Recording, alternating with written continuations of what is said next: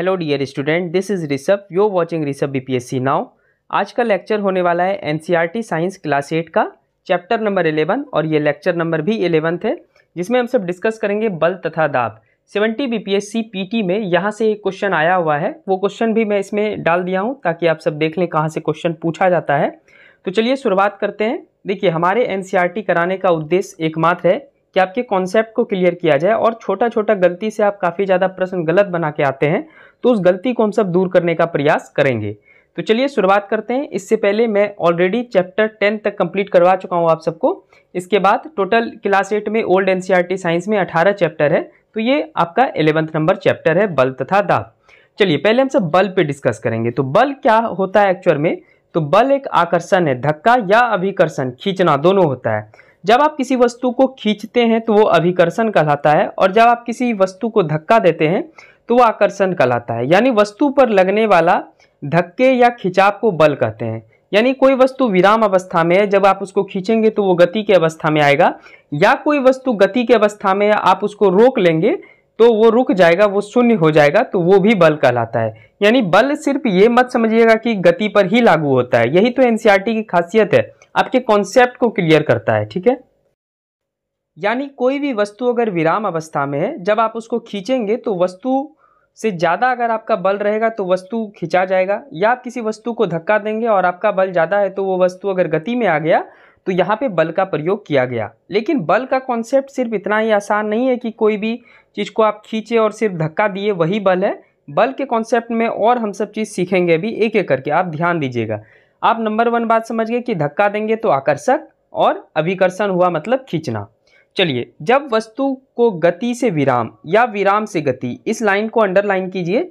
ऐसा जरूरी नहीं है कि सिर्फ गति में, विराम वस्तु को ही गति में लाया जा सके। कोई वस्तु गति में है, जैसे कि कोई क्रिकेटर हवा में शॉट मारा और बॉल जो है किसी फील्डर के पास कैच हुआ तो वो रोक लिया, तो वो भी एक प्रकार का बल है। ठीक है, तो जब वस्तु को गति से विराम या विराम से गति में ला सकते हैं, दिशा में बदलाव कर सकते हैं, आकार में बदलाव कर सकते हैं, उसे बल कहते हैं। इसको आसानी से भी मैं आपको उदाहरण के तौर पे और प्लस पिक्चर के माध्यम से आपको समझाऊंगा। ठीक है, चलिए बल बराबर याद रखिएगा द्रव्यमान गुना त्वरण।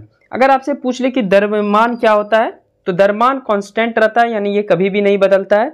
फॉर एग्जाम्पल आपका शरीर है, ठीक है, आपका शरीर है, आप अपने पूरे शरीर को ध्यान से देखिए तो वो आपका द्रव्यमान है। अगर आपका एक हाथ काट दिया तो वो आपका द्रव्यमान नहीं रहा। ठीक है, तो द्रव्यमान का मतलब हो गया पूरी शरीर, लेकिन भार अलग होता है, भार कम और अधिक हो सकता है। तो क्वेश्चन भी आता है कि अगर आप चंद्रमा पे जाएंगे तो आपका क्या बदलेगा? तो द्रव्यमान भाई नहीं बदलता है, द्रव्यमान कांस्टेंट रहता है। द्रव्यमान आपको ऐसे भी मैं समझा देता हूं, जैसे कि आप पृथ्वी पे जिस रूप में है, आप चंद्रमा पे जाएंगे तो क्या छोटे हो जाएंगे, क्या बड़े हो जाएंगे? ऐसा तो होगा नहीं। आप जैसे पृथ्वी पे हैं वैसे आप चंद्रमा पे रहेंगे, तो इसलिए आपका द्रव्यमान आप में निहित होता है, जबकि आपका भार बदल जाएगा। अगर आपका पृथ्वी पे 60 kg भार है तो चंद्रमा पे 10 kg हो जाएगा, 1/2। तो आई होप कि आप द्रव्यमान समझ गए होंगे। द्रव्यमान को हम सब मास बोलते हैं, यानी हमारा शरीर जैसा है, पृथ्वी पे भी जैसा है वैसा चंद्रमा पे भी रहेगा, वैसा मंगल ग्रह पे भी रहेगा, उसमें फेरबदल नहीं होगा। ये नहीं है कि मैं पृथ्वी पर जिस अवस्था में हूँ और चांद पे गया तो मेरा दोनों हाथ छोटा हो जाएगा, ऐसा बिल्कुल भी नहीं होने वाला है। मैं जैसा पृथ्वी पे हूँ वैसा मैं चंद्रमा पे भी रहूँगा। इसका अर्थ है हमारा द्रव्यमान सेम टू सेम रहेगा, मैं नहीं बदलूंगा। इसका मतलब ये है कि तब क्या बदलेगा? तो भाई भार बदलता है। मान लेते हैं कि हमारा 60 kg वेट है पृथ्वी पे, तो चंद्रमा पे जो वेट हो जाएगा वो 1/6, यानी 6 से 60 में कटाएंगे तो 10 kg हो जाएगा। ठीक है, अब आपको बस ये याद रखना है कि बल बराबर होता है द्रव्यमान गुना त्वरण। त्वरण का मतलब क्या हो गया? तो त्वरण का मतलब होता है आपका एक्सेलरेशन। ठीक है, गति। जब आप गाड़ी चलाते हैं तो एक्सेलरेट करते हैं, ठीक है, एक्सेलेटर जैसे बढ़ाए गाड़ी आपका गति में आ गया। ठीक है, तो द्रव्यमान गुना त्वरण बराबर होता है बल, यानी जो भी वस्तु है जब आप उसको गति में लाएंगे, धकेलेंगे, ठीक है, तो वो दोनों का गुणनफल बल कहलाता है। बल का SI मात्रक न्यूटन एक तो याद रखिएगा, इसके अलावा kg मीटर बटे सेकंड स्क्वायर ये भी याद रखिएगा, ये बहुत इंपॉर्टेंट है। और एक और रिक्वेस्ट है आप सबसे, अगर कोई भी बात अगर आप वीडियो के माध्यम से नहीं समझ पा रहे हैं तो आप नीचे कमेंट भी कर सकते हैं, मैं अगले क्लास में जरूर डिस्कस कर दूंगा। ठीक है, तो छूटना नहीं चाहिए। बल एक सदिश राशि है। सदिश राशि का मतलब सामान्य सा बात है कि जिस राशि में, ठीक है, जिस राशि में जो है परिणाम और दूरी दोनों हो, दिशा दोनों हो, ठीक है, परिणाम और दिशा दोनों हो, वह सदिश राशि होती है। जैसे कि बल में परिणाम है, मान लेते हैं कि एक ये वस्तु है और इस वस्तु में मान लेते हैं कि इसका वेट जो है 20 kg है, तो ये परिणाम हो गया। जब इसको आप धकेलेंगे तो सामने दिशा बना, तो दिशा भी आया, तो अब दिशा क्या हो गया इसका, दिशा प्लस परिणाम मिलकर के सदिश राशि को बनाता है। तो सदिश राशि उसी को बोलते हैं जिसमें परिणाम के साथ साथ दिशा भी हो। इस वाले वस्तु का वेट 20 kg है, जब हम इसको धक्का देंगे तो ये सामने की ओर बढ़ेगा, यानी इसमें दिशा आ गया, इसलिए बल क्या है, सदिश राशि है। बल का सीजीएस यूनिट डायन होता है, तो इतना भी आप याद रखें। चलिए अब आप दो चित्र को देखिए, चित्र 1 और चित्र 2 को देखिए, ठीक है। ये व्यक्ति जो है इस कार को टच नहीं किया है, ठीक है, टच नहीं किया यानी अपना बल नहीं लगाया है। कार जिस अवस्था में है उसी अवस्था में स्थिर है, यानी यहाँ बल नहीं लगेगा। वहीं आप दूसरे फोटो में देखिए, चित्र 2 में, यहाँ व्यक्ति द्वारा कार को धकेला जा रहा है, यानी यहाँ अन्योन क्रिया हो रहा है, दो वस्तु के बीच क्रिया हो रहा है, तो यहाँ बल लगा, ठीक है। तो ये व्यक्ति जो है कार को धकेल नहीं रहा है, टच भी नहीं किया है, तो कार ज्यों का त्यों है। लेकिन ये व्यक्ति चित्र 2 में कार को धकेल रहा है, और जब धकेलेगा तो कार बढ़ेगा आगे, जब कार बढ़ेगा आगे तो यहाँ पे बल का प्रयोग हुआ, तो यहाँ बल लगेगा। कुछ और उदाहरण आपके एनसीईआरटी में बहुत प्यारा प्यारा उदाहरण दिया गया है, उसको समझते हैं। इन दोनों चित्र को आप सब ध्यान से देखिए, दो लड़की एक दूसरे को धकेल रही है, और इस चित्र 2 में कौन किसे खींच रहा है। तो एक्चुअल बात है, इसमें मैं आपको समझाता हूं। अगर दोनों एक दूसरे को धकेल रहा है तो यहाँ पे बराबर बल लग रहा है, तो यानी बल तो लग रहा है लेकिन ये बल हो जाएगा 0। यहाँ एक दूसरे को खींच रहा है, तो ऐसे आप समझिए। इस वाले चित्र 1 को आप ध्यान से देखिए, मान लेते हैं कि ये लड़की 10 न्यूटन के फोर्स से दूसरे लड़की को धकेल रही है, ठीक है, और दूसरे लड़की भी जो है 10 न्यूटन के फोर्स से धकेल रही है, तो यहाँ पे बल जो लगा वो 0 लगा। यानी इसका अर्थ है कि अगर बल लग रहा है और दोनों बराबर न्यूटन से लग रहा है, तो वहां पे बल का जो मापन होगा, बल जो होगा वो कितना हो जाएगा, 0 हो जाएगा। यहाँ पे देखिए कौन किसे खींच रहा है। मान लेते हैं कि ये वाली लड़की जो है 5 न्यूटन से खींच रही है और ये वाली लड़की भी 5 न्यूटन से खींच रही है, तो ये संतुलित बल है, तो यहाँ पे बल का जो वैल्यू हो जाएगा वो 0 हो जाएगा। तो जब दो चीज में बल समान न्यूटन से लगे तो वहां 0 बल हो जाता है।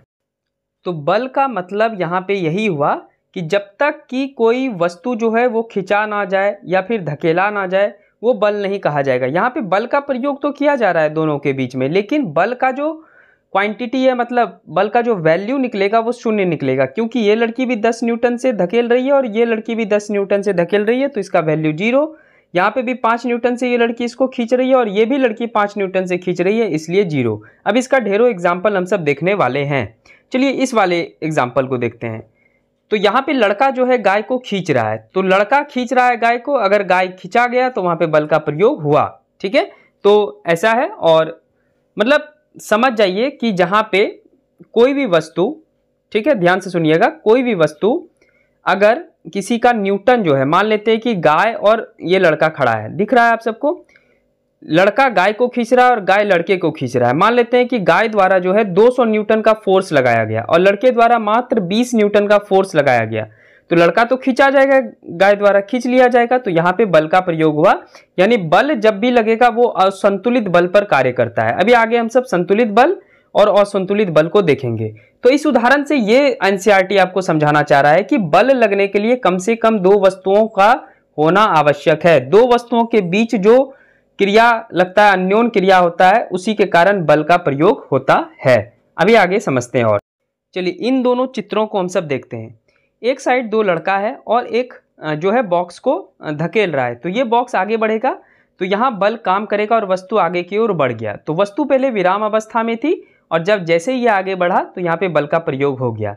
वहीं दूसरी ओर आइए, यहाँ बल काम नहीं करेगा जबकि दोनों के द्वारा ताकत लगाया जा रहा है। अब यहाँ बल इसलिए नहीं काम कर रहा है कि ये वाला जो लड़का है ये भी 5 न्यूटन के दर से इस बॉक्स को धकेल रहा है और जबकि दूसरा लड़का भी 5 न्यूटन के दर से बॉक्स को धकेल रहा है, तो बॉक्स बढ़ ही नहीं रहा है, जिस पॉइंट पे है वहीं पे बॉक्स है। तो यानी यहाँ पे न्यूटन का खेल है। अगर बराबर न्यूटन के फोर्स से दोनों साइड से धकेला जाएगा या खींचा जाएगा तो वहां पे बल का प्रयोग नहीं होगा, जबकि यहाँ पे दोनों लड़का द्वारा इस बॉक्स को चित्र 1 में जो धकेला जा रहा है तो उधर तो कोई न्यूटन लग नहीं रहा है, आगे बढ़ते जाएगा, तो यहाँ पे बल का प्रयोग हुआ। तो यही समझाना चाह रहा है एनसीईआरटी। ठीक है, आगे बढ़ते हैं हम सब। चलिए यहाँ पे मैं आपको कुछ कॉन्सेप्ट समझाता हूँ। जैसे कि आप रस्साकसी का खेल तो कभी ना कभी खेले ही होंगे। तो इधर से देखिए चित्र 1 को अभी हम सब फोकस करते हैं। दोनों साइड से रस्सी को खींचा जा रहा है। एक साइड से 200 न्यूटन का फोर्स लगा और दूसरे साइड से भी 200 न्यूटन का फोर्स लगा, तो रस्सी खिंचा ही नहीं रहा है। दोनों साइड से बराबर न्यूटन का फोर्स लग रहा है, बल लग रहा है। फोर्स मतलब बल होता है। तो दोनों साइड से जब बराबर बल लग रहा है तो वो संतुलित बल कहलाता है। और संतुलित बल जब भी लगेगा तो वहां बल नहीं लगेगा, ठीक है, क्योंकि ना वो इसको खींच पा रहा है ना ये इसको खींच पा रहा है, क्योंकि बराबर लग रहा है। वहीं आप चित्र 2 को ध्यान से देखिए। एक साइड 300 न्यूटन का फोर्स लग रहा है, बल लग रहा है, और दूसरे साइड 100 न्यूटन का फोर्स लग रहा है। तो दोनों बराबर नहीं है, इसलिए इसको असंतुलित बल कहा जाएगा और यहाँ बल लगेगा। इस कॉन्सेप्ट से आपको बस इतना याद रखना है कि जब भी दोनों साइड से बराबर फोर्स काम करेगा, बल काम करेगा, वो संतुलित बल है और वहां बल नहीं लगेगा। जबकि जिस साइड से असंतुलित बल काम करेगा, यानी एक साइड ज्यादा एक साइड कम, तो वहां पे असंतुलित बल काम करेगा और वही एक्चुअल में वहां पे बल लगेगा। तो ये बहुत ही इंपॉर्टेंट कॉन्सेप्ट था, आगे अभी डायग्राम में आपको काम देगा, इसको जरूर याद रखिएगा। आगे बढ़ते हैं। ये बात मैं अभी आपको बता दिया, किसी वस्तु पर एक ही दिशा में लगाए गए बल जुड़ जाते हैं क्योंकि यहाँ पे बल लगेगा। वही दूसरा अगर आप देखेंगे, किसी वस्तु पर दो बल विपरीत दिशा में कार्य करते हैं तो इन पर लगने वाला कुल बल दोनों बलों के अंतर के बराबर होता है, यानी वो शून्य होता है, ठीक है। यानी इधर से भी बल लगाया, उधर से भी बल लगाया, बल बराबर लग रहा है तो वहां पे शून्य हो जाएगा। जबकि चित्र नंबर 1 में देखेंगे तो दो साइड से एक बॉक्स को धकेला जा रहा है तो यहाँ पे बल जुड़ जाएगा। ये मैं ऑलरेडी आपको समझा दिया। इसमें सब कुछ पिक्चर का खेल है, विजुअलाइजेशन का खेल है और आप आसानी से समझ जाएंगे बल और दाब क्या होता है। बहुत ही आसान और बहुत ही प्यारा प्यारा उदाहरण दिया गया है आपके एनसीईआरटी में और ये एनसीईआरटी का ही पिक्चर है, ठीक है। चलिए आगे मैं आगे समझाता हूँ। एक बल दूसरे से बड़ा या छोटा हो सकता है, बल की प्रबलता प्रायः इसके परिणाम से मापी जाती है। ये मैं समझा चुका कि कोई बल बड़ा भी हो सकता है और कोई बल छोटा हो सकता है, और दोनों के बीच जब असंतुलित बल लगेगा तो एक्चुअल बल वही है। बाकी अगर दोनों साइड से बराबर बल लगेगा तो वो बल नेट बल शून्य हो जाएगा, जैसा कि मैं आपको पिक्चर के माध्यम से समझाया कि इधर से भी लग रहा है 200 न्यूटन का बल और इधर से भी लग रहा है 200 न्यूटन का बल, यानी यहाँ पे नेट बल हो जाएगा शून्य। ये सब आसान कॉन्सेप्ट है, कुछ दिक्कत नहीं। एक और चित्र के माध्यम से समझ लीजिए। चित्र 1 में 200 न्यूटन बल लग रहा है, यानी ये संतुलित बल है, यहाँ बल नहीं लगेगा, कुल बल हो जाएगा 0। जबकि इस साइड देखिए, एक साइड 300 न्यूटन का बल लग रहा है और दूसरे साइड 100 न्यूटन का बल लग रहा है, यानी यहाँ बल लगेगा क्योंकि बल है असंतुलित बल। और हमेशा याद रखिएगा बल जो है वो असंतुलित बल में ही लगता है, ठीक है। संतुलित बल में वो 0 हो जाता है, बल तो लगता है लेकिन 0 हो जाता है। तो बल के चारों प्रभाव इस बल पर काम करेगा। जितना भी बल का प्रभाव है वो बस असंतुलित बल पर काम करता है, संतुलित बल पर काम नहीं करता है, ठीक है। इस कॉन्सेप्ट को एकदम समझ के रखिएगा, प्रश्न यहाँ से पूछे भी जा सकते हैं। और एक स्टूडेंट द्वारा मुझे बताया गया था कि आप अंडरलाइन कर दीजिए जो भी इंपॉर्टेंट फैक्ट्स है। तो आप सब घबराइए मत, क्लास 8 साइंस का जैसे ही एनसीईआरटी खत्म होगा आपके लिए एक शानदार टेस्ट मैं अरेंज कर रहा हूँ, यूट्यूब पे ही होगा। तो आप सब चैनल को सब्सक्राइब जरूर कर लें। मैं आपके लिए क्लास 8 का जितने भी इंपॉर्टेंट क्वेश्चन है उसका मैं MCQ फॉर्मेट में टेस्ट ले लूंगा। तो टेंशन खत्म, आगे बढ़ते हैं। तो एक बात तो हम सब बल के माध्यम से सीखे कि कोई भी वस्तु विराम में है, अगर उस पर हम सब ताकत लगाएंगे और वो वस्तु गति में आ जाएगी तो यानी वो बल है। अब क्या कोई वस्तु गति में आ रहा है और उसको हम सबको विराम में लाना है तो क्या वहाँ पे बल काम करेगा? तो बिल्कुल बल काम करेगा। एकदम याद रखिएगा, गलती नहीं कीजिएगा।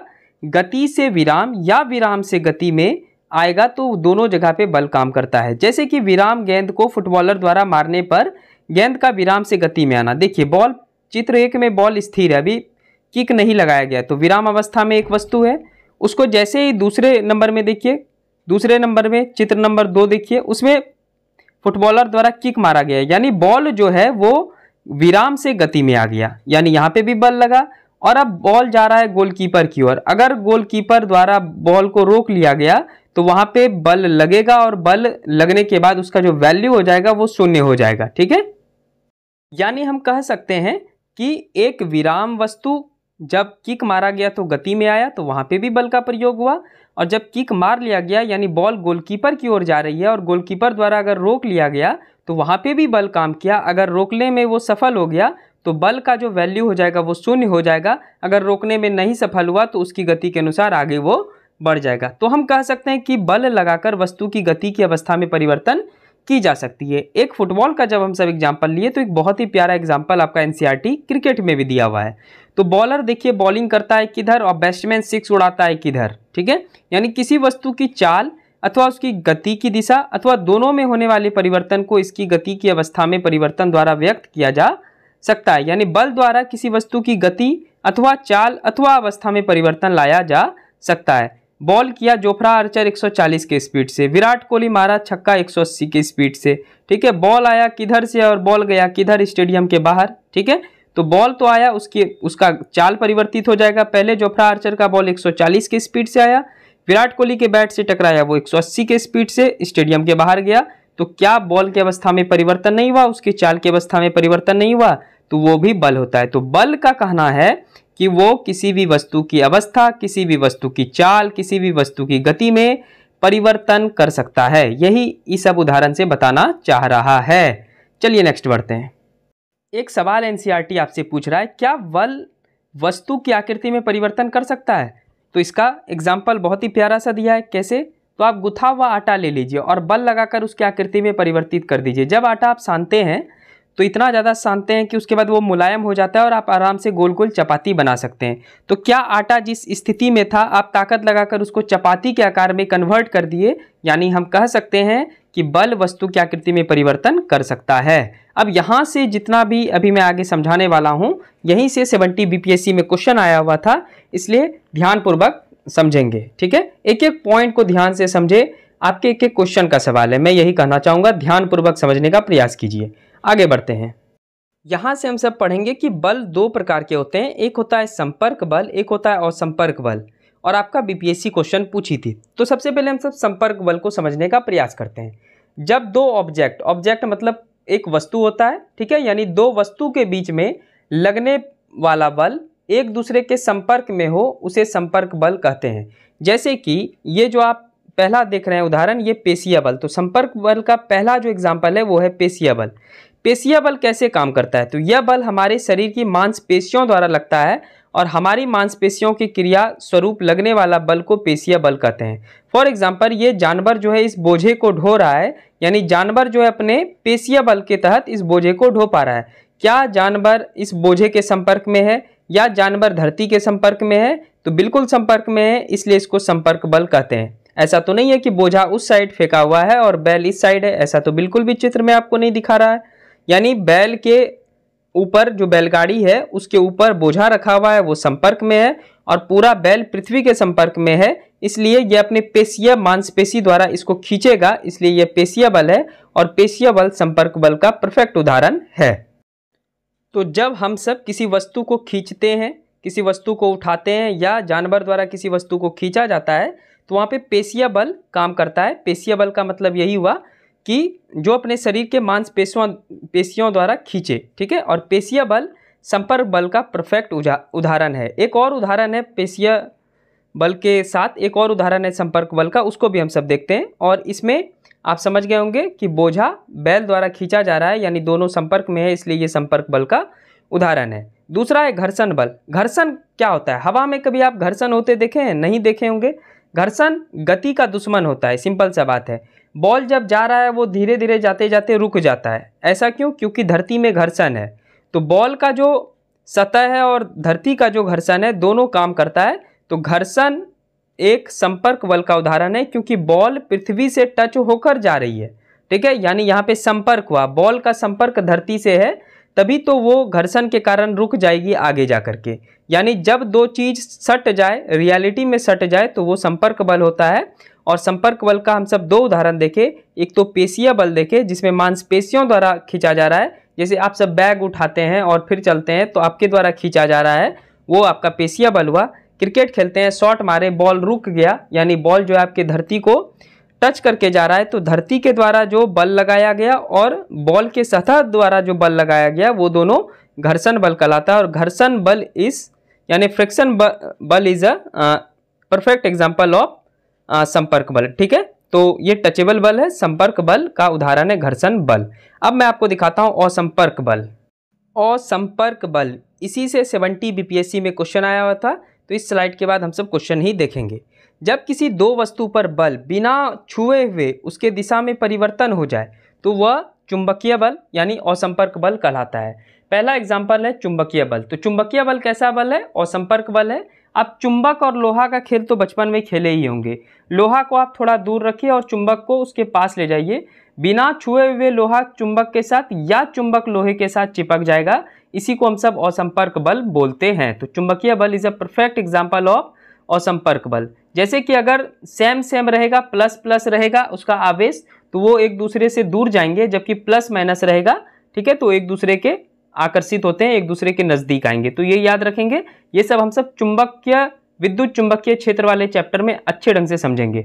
फिलहाल आप इतना समझ लीजिए कि चुंबक का खेल तो कभी ना कभी खेले ही होंगे। आपको चुंबक मैग्नेट मिल जाता है तो आप उसको बार बार लोहा में चिपकाते हैं। आप देखिएगा, लोहा को थोड़ा दूरी पे रखिए, लोहा के टुकड़े को, और आप मैग्नेट को रखिए, लोहा खींचा चलाएगा बिना आपके छुए हुए। इसलिए चुंबकीय बल जो है ये असंपर्क बल का उदाहरण है। यही ये समझाना चाह रहा है। आप करके भी देख लीजिएगा। मैग्नेट लीजिएगा, एक लोहा का टुकड़ा लीजिएगा, लोहा का टुकड़ा रखिए, मैग्नेट रखिए और उस क्षेत्र में आगे आ जाएगा, ठीक है। चुंबकीय क्षेत्र में अगर आ गया तो फिर लोहा का टुकड़ा अपने आप आपके चुंबक से चिपक जाएगा, ठीक है, आपको बिना हाथ लगाए हुए। तो इसको बोलते हैं हम सब असंपर्क बल। और चुंबकीय बल जो है परफेक्ट उदाहरण है असंपर्क बल का। मैं बार बार जोर दे करके कह रहा हूं। यहीं से एक आसान सा सवाल आया हुआ था, एकदम फुल टॉस वाला सवाल आया हुआ था। मैं आपको दिखाता हूं पहले क्वेश्चन, तब आप समझेंगे। बताइए, इस क्वेश्चन को कौन नहीं बना पाएगा? निम्नलिखित में से कौन सा एक गैर संपर्क बल है, मतलब असंपर्क बल है। गैर संपर्क का मतलब हुआ बिना छुए हुए वो बल काम करे। तो चुंबकीय बल, अभी मैं जस्ट आपको एग्जांपल दिया, तो चुंबकीय बल इज असंपर्क बल, ठीक है। असंपर्क बल का उदाहरण है चुंबकीय बल। घर्षण बल और प्रभावी बल ये दोनों तो आपका संपर्क बल का उदाहरण है, अभी हम सब देखे भी। तो कितना प्यारा सा क्वेश्चन आया हुआ था और बहुत सारे बच्चे इसको नहीं भी बनाए होंगे। तो B is the right answer, चुंबकीय बल। पिछली बार तो चुंबकीय बल आ गया था, क्या पता इस बार स्थिर विद्युत बल आ जाए, या आगे हम सब ग्रेविटी पढ़ेंगे तो वो आ जाए। तो इसलिए आपको इसको ध्यान से समझना है। और संपर्क बल का एक और उदाहरण है स्थिर विद्युत बल। एक आवेशित वस्तु द्वारा किसी दूसरी आवेशित अथवा अनावेशित वस्तुओं पर लगाया गया बल, वस्तुओं के संपर्क में न होने पर भी यह बल कार्य करता है। आप इसका परफेक्ट एग्जाम्पल समझ सकते हैं, तड़ित यानी जिसको आप बिजली बोलते हैं। क्या बिजली जो है कोई टच करेगा? बेवकूफ़ ही होगा जो आसमान में देखेगा कि बिजली टच करेंगे, कर भी नहीं पाएगा। और बिजली अचानक से किसी वस्तु पे, किसी घर के ऊपर, किसी पेड़ के ऊपर, किसी टावर के ऊपर गिर जाता है, यानी यहाँ पे संपर्क हुआ क्या? टावर का बिजली के साथ कोई संपर्क नहीं है, लेकिन बिजली टावर की ओर गिर जाती है। इसी को हम सब स्थिर विद्युत बल कहते हैं। अचानक उसमें आवेश है, वो प्लस है, ये माइनस है, एक दूसरे की ओर खींचा चला आएगा। जैसे खींचा चला आएगा तो इसको हम सब स्थिर विद्युत बल कहते हैं। और ये भी एग्जाम्पल है असंपर्क बल का, क्योंकि आप देखिए तड़ित जो होता है, ठनका जिसको आप सब बोलते हैं, बिजली आसमान में है और पेड़ घर हमारा जमीन पे है, दोनों में कोई दूर दूर तक संपर्क नहीं है। लेकिन जैसे ही बारिश हुआ, बादल भैया गरजने लगे, उसी दौरान तड़ित जो है चमकता है और बड़े बड़े बिल्डिंग, बड़े बड़े पेड़, टावर, इन सब पे गिर जाता है। तो यानी दोनों एक दूसरे के संपर्क में नहीं है, लेकिन एक दूसरे की ओर खींचा चलाया, क्योंकि तड़ित प्लस में है, पॉजिटिव में है, और पृथ्वी पर जितने भी निर्जीव वस्तु है वो माइनस में है। तो प्लस और माइनस क्या करता है? आकर्षित करता है। अभी तुरंत देखे हम सब चुंबकीय बल में, तो वहां पे आकर्षित कर लिया। तो इसी को हम सब क्या बोलते हैं? स्थिर विद्युत बल। आप परफेक्ट एग्जाम्पल से समझ चुके होंगे। पिक्चर देख लीजिए, आप आसानी से इसको कैच कर लेंगे, समझ जाएंगे। आगे बढ़ते हैं। एक और असंपर्क बल का शानदार उदाहरण है, सबसे प्यारा और आसान एग्जाम्पल, गुरुत्वाकर्षण बल। पृथ्वी और केंद्र के बीच लगने वाला बल। एक इंटरेस्टिंग पॉइंट मैं आपको बताता हूं और आप सब भी सोचेंगे कि अच्छा ऐसे काम करता है। कभी भी आप किसी चीज को पृथ्वी की ओर फेंकिए तो पृथ्वी अपनी ओर खींच लेती है, लेकिन एक बात हमेशा याद रखिएगा कि बल जो है वो दो ऑब्जेक्ट के बीच में लगता है ना, दोनों के बीच में लगता है। तो ऐसा क्या रीजन है कि सिर्फ पृथ्वी ही सारे वस्तु को खींच लेता है?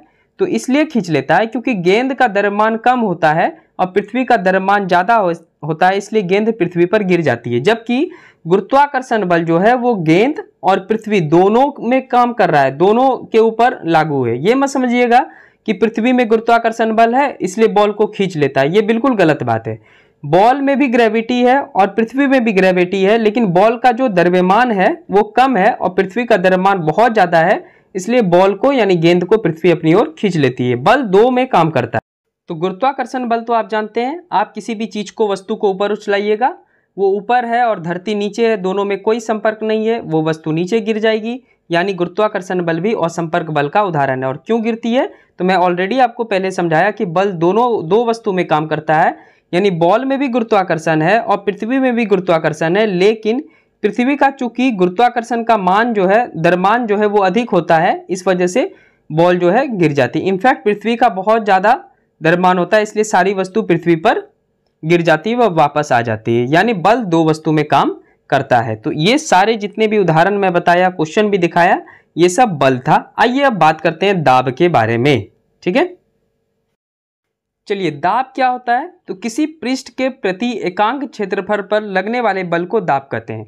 दाब बराबर याद रखेंगे बल बटे क्षेत्रफल, और दाब का एसआई मात्रक होता है पास्कल या न्यूटन बाय मीटर स्क्वायर। ठीक है, एकदम इसको याद रखिएगा, न्यूटन प्रति मीटर स्क्वायर भी बोल सकते हैं, पास्कल भी बोल सकते हैं। और दाब बराबर होता है बल बटे क्षेत्रफल, यानी जिस क्षेत्रफल पर बल काम कर रहा है, जितने क्षेत्रफल पर बल काम कर रहा है, उसको दाब बोलेंगे। इसका एग्जाम्पल से आप आराम से क्लियर हो जाएगा कि एक्चुअल में दाब किसको बोलते हैं, दाब कहाँ अधिक लगेगा, दाब कहाँ ज़्यादा लगेगा, वो सब अभी मैं पिक दिखा करके यानी इमेज दिखा के आपको भी समझाता हूँ। ठीक है, बहुत ही मजा आ जाएगा आपको पढ़ने में। ध्यान दीजिएगा, इधर कॉन्सेप्ट है, अगर क्षेत्रफल ज़्यादा है तो दाब कम तथा क्षेत्रफल कम है तो दाब ज़्यादा लगेगा। जैसे कुली द्वारा जब भारी बोझ उठाना होता है तो अपने सिर पर एक कपड़े को गोल लपेट लेता है, क्यों? और ये आपका एनसीईआरटी में बताया गया है, ऐसे क्वेश्चन पूछा गया है। तो मैं आपको बताता हूँ, कपड़ा लपेटने से क्या हुआ बताइए, उसका सर छोटा होगा पहले, कि जब हम कपड़ा लपेट लिए माथा में, सर में कपड़ा लपेट लिए तो उसका सर बड़ा हो गया। ठीक है, उस टाइम सर छोटा है, जब तक कपड़ा नहीं लपेटे हैं तो स्पेस कम है, जैसे ही कपड़ा लपेटे तो स्पेस ज़्यादा हो गया।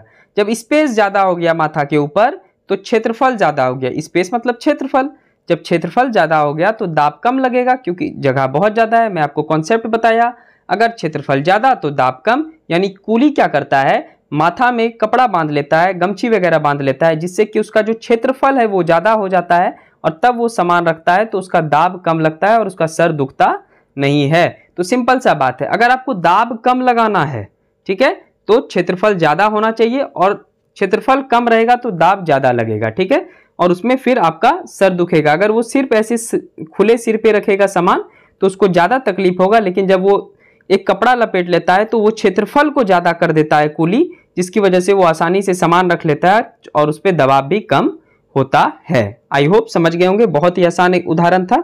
चलिए बढ़ते हैं आगे।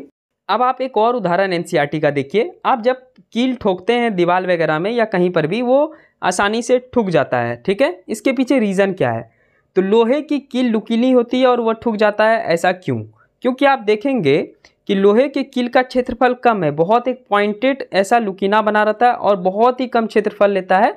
तो यानी जहाँ क्षेत्रफल कम होगा वहाँ दाब ज़्यादा लगेगा, और हथौड़ी का जो क्षेत्रफल है वो ज़्यादा है और मतलब उसमें दाब ज़्यादा है, तब बल ज़्यादा लग रहा है। और जो कांटी जहाँ पे धंस रहा है वो एक पॉइंटेड है, बहुत ही कम वहाँ पे क्षेत्रफल लिया जा रहा है कांटी के द्वारा, कील के द्वारा, इस वजह से कील आसानी से उसमें ठुक जाता है। यानी जहाँ क्षेत्रफल कम रहेगा वहाँ दाब ज़्यादा लगेगा, दाब यहाँ पे ज़्यादा लगा इसलिए कील आसानी से ठुक गया।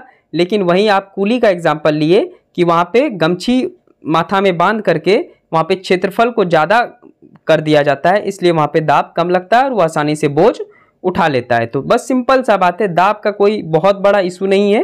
ठीक है, क्षेत्रफल ज़्यादा रखिएगा, जितना अधिक चौड़ा क्षेत्रफल रखिएगा वहाँ दाब कम लगेगा, जितना कम आप क्षेत्रफल रखिएगा वहाँ दाब ज़्यादा लगेगा। कांटी इसी वजह से आसानी से दीवार में ठुक जाता है। आगे आइए दाब के बारे में हम सब बात करते हैं। द्रव तथा गैसों द्वारा लगाया गया दाब। किसी बर्तन की तली पर पानी द्वारा लगाए जाने वाले दाब पानी के स्तंभ की ऊंचाई पर निर्भर करता है। ये परफेक्ट एग्जाम्पल है। आप नीचे जो है कुछ रबड़ लगा दीजिए बलून टाइप का, और आप आधा अगर पानी भरेंगे तो बलून पे आधा दबाव पड़ रहा है। ठीक है, और आप देख रहे हैं यहाँ पे बलून छोटा है पिक्चर नंबर 1 में। वहीं आप पूरा जब पाइप में, ठीक है, पूरा पाइप में पानी भर दिए तो ये बलून भी बड़ा हो गया, यानी जैसे जैसे आप ऊपर जाएंगे नीचे दाब बढ़ता जाएगा। ठीक है, और उस बैलून के जो चारों ओर दीवार है, बैलून का दीवार है, उस पर दाब बढ़ता जा रहा है। यानी बल, ये दाब जो है वो ऊंचाई पे निर्भर करता है। जैसे जैसे हम पाइप में पानी डालते गए नीचे जो है दबाव बढ़ता गया, यानी जितना आप अधिक पानी डालेंगे नीचे उतना दबाव होगा। ठीक है, इसलिए सबमरीन वगैरह भी जो है वो 300 400 मीटर तक ही जा पाती है। उसके बाद चूंकि समुद्र के पानी का दबाव बहुत ज़्यादा उसके ऊपर होता है तो वो उतना बर्दाश्त नहीं कर पाएगी, तो ये भी रीज़न होता है। तो ये परफेक्ट एग्जाम्पल है, बस आप इतना समझ लीजिए कि द्रव की जब बात आएगी तो जैसे जैसे हम द्रव को ऊपर डालते जाएंगे, ऊपर जाते जाएंगे, वैसे नीचे दबाव बनता जाएगा।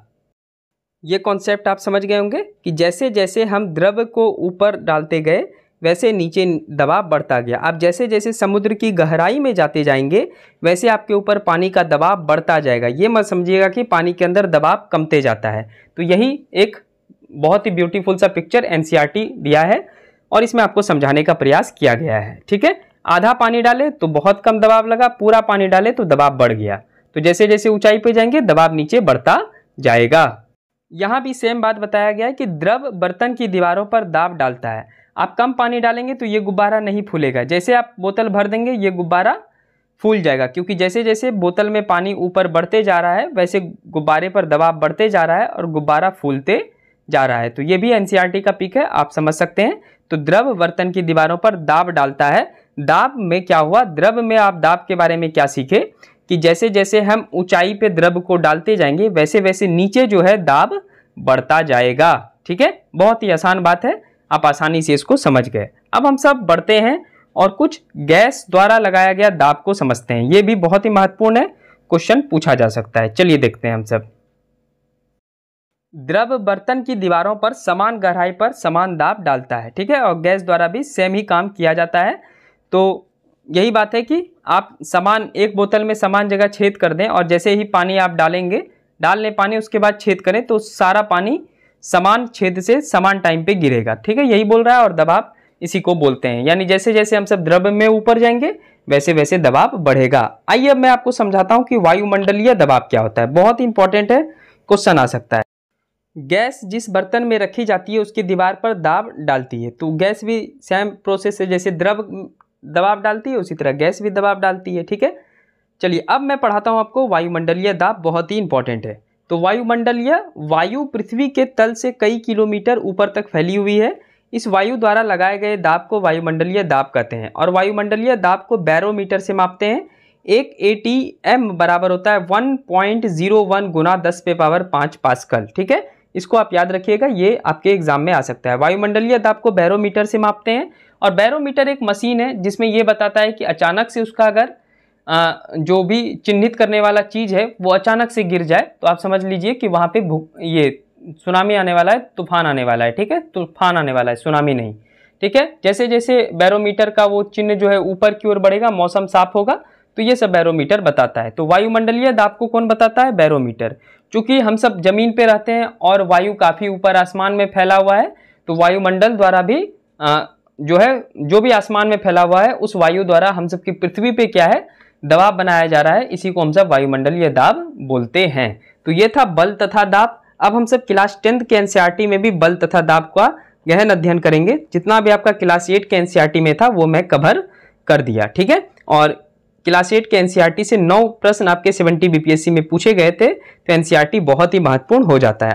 तो आप सबके लिए 72 बीपीएससी पीटी और मेंस का क्लास प्लस टेस्ट। ठीक है, इसके लिए अभी आपका 1 से लेकर के 15 अगस्त तक इंडिपेंडेंस डे ऑफर चल रहा है, जिसमें आप 400 में 3 साल तक हमसे बीपीएससी की तैयारी कर सकते हैं और ईश्वर करे तो आप पहले ही साल में सफलता हासिल कर लें। मैं गारंटी देता हूं कि अगर आप हमारे इस पेड बैच से जुड़ते हैं तो आपका प्रीलिम्स नहीं रुकेगा, ये मैं गारंटी देता हूं। ठीक है, अगर बात है कि मेरे कहने पे रहेंगे तभी, ठीक है, अपना मनमानी करेंगे, कुछ भी पढ़ेंगे तो उसकी गारंटी हमारे पास नहीं है। लेकिन मैं जितना आपको पढ़ा दूंगा, जितना बता दूंगा, वहाँ से आपका प्रीलिम्स नहीं रुकेगा, ये मैं गारंटी आपका ले रहा हूँ। ठीक है, मेंस में आपकी मेहनत के ऊपर है, आप कितने अच्छे ढंग से मेहनत करते हैं उसके ऊपर है। तो आप आसानी से एनसीईआरटी जो अभी आप पढ़ रहे हैं इसका एमसीक्यू लगा सकते हैं। क्लास शुरू है तो आप ज्वाइन कर सकते हैं। ज्वाइन करने के लिए नीचे व्हाट्सअप नंबर दिया गया है, आप वहाँ पे व्हाट्सअप कर लेंगे तो डायरेक्ट हम ही से बात हो जाएगा और आप आसानी से इस पेड कोर्स में भाग ले सकते हैं।